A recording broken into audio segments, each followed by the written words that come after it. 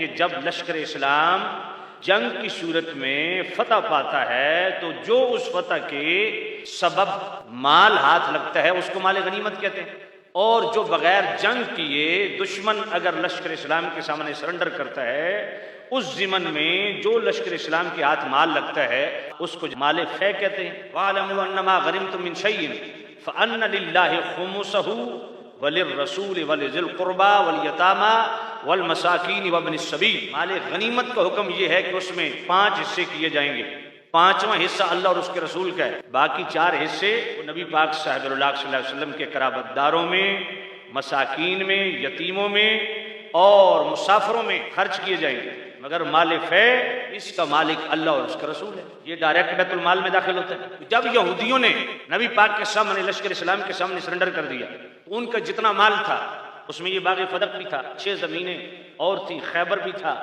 तो ये सारा ये अल्लाह और उसके रसूल का है। अब नबी पाक साहबुल्लाह सल्लल्लाहु अलैहि वसल्लम इसका क्या करते थे, इनके मसारिफ क्या थे बाग़े फदक के?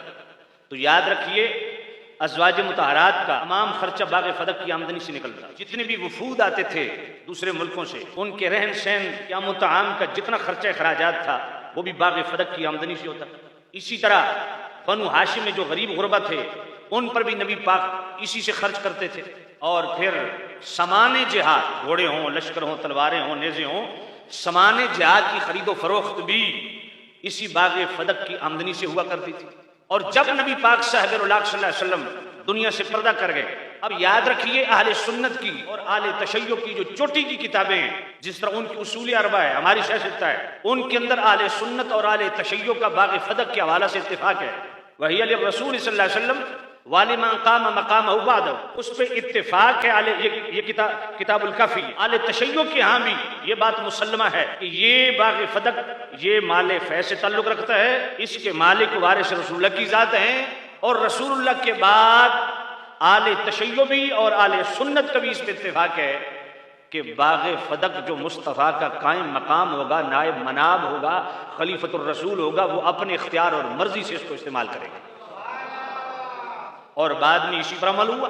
जब सैयदा पाक रज़ी अल्लाह तआला अन्हा ने मुतालबा किया तो सैयदना सिद्दीक़ अकबर रज़ी अल्लाह तआला अन्हु ने नबी पाक का फरमान पढ़ा, नहनु माशिरल अंबिया ला नरिसु वला नूरसु मा तरकना सदका। नबी पाक ने फरमाया तरका के एतबार से हम नबी न किसी के वारिस बनते हैं न किसी को बनाते हैं, हमारा तरका वो सदका है। यही बात मौला अली ने फरमाई, यही फारूक आजम ने फरमाई, यही उस्मान गनी ने फरमाई, यही हजरत तला ने फरमाई, यही हजरत जुबैर ने फरमाई, यही हजरत साद ने फरमाई। इसी की तायीद सहाबा ने भी की, आले बैत ने भी की। ये पिछले से पिछले जुमे भी मैं इसमें बात कर चुका।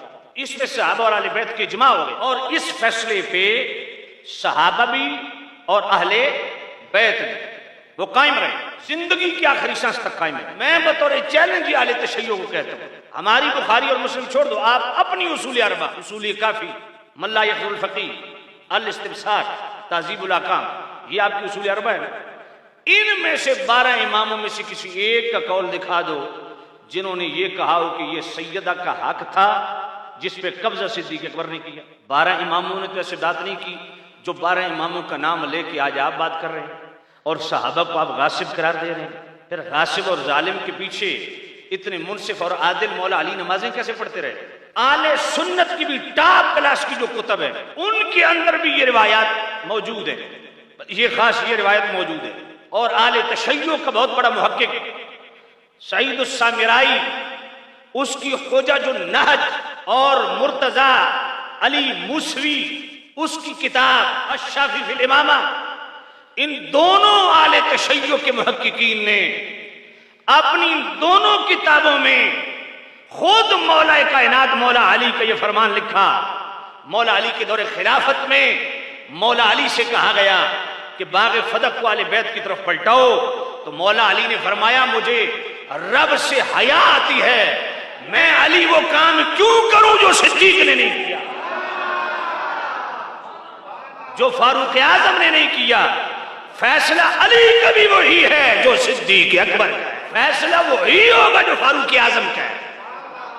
इमाम ज़ैनुल आबिदीन के बेटे इमाम ज़ैद रज़ी अल्लाह तआला अन्हु, इमाम हुसैन के पोते इमाम ज़ैद रज़ी अल्लाह तआला अन्हु, अल-इअ्तिक़ाद लिल-बहकी, इमाम ज़ैद रज़ी अल्लाह ने बड़ी मजलिस में फरमाया, सुनो, अगर मैं अबू बकर सिद्दीक रज़ी अल्लाह तआला अन्हु की जगह होता, ज़ैद इमाम ज़ैनुल आबिदीन का बेटा और इमाम हुसैन का पोता भी वही फैसला करता जो फैसला हमारे इमाम सिद्दीक अकबर ने।